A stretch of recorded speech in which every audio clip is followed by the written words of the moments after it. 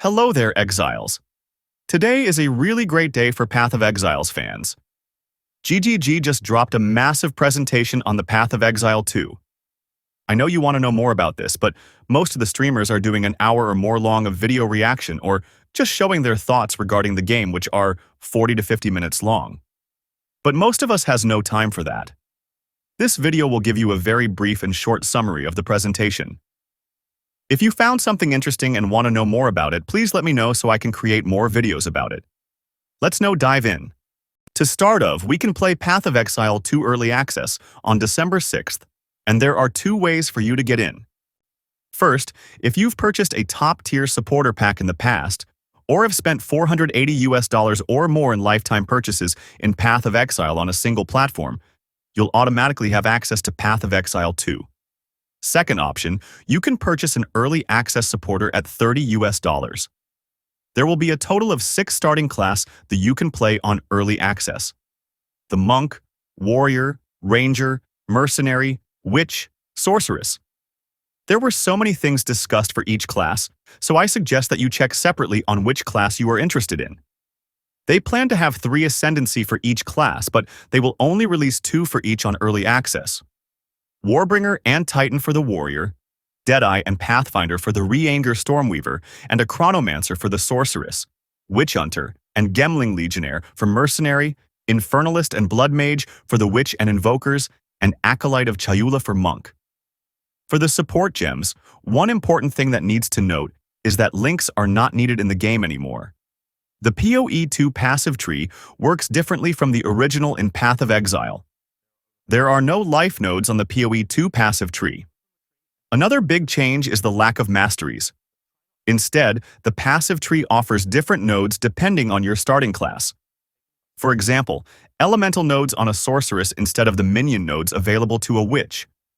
This is to support 2 classes per attribute combination.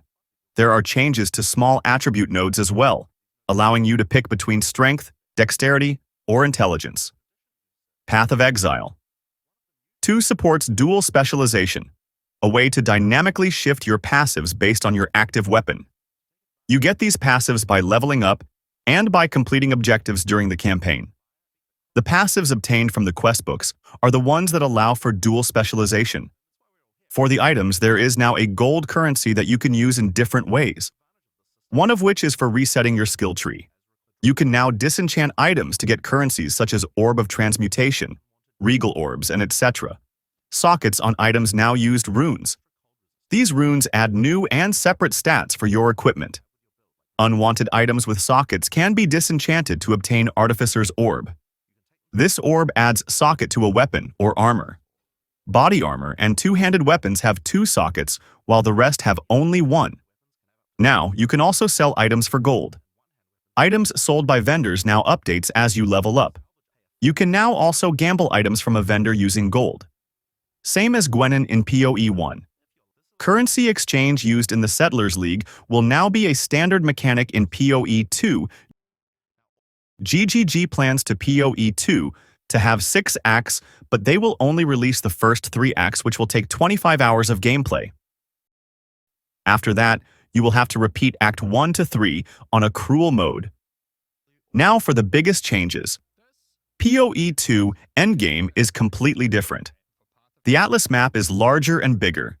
It now has an infinite and extending nodes. Instead of maps in PoE 1, we will now need an item called Waystones.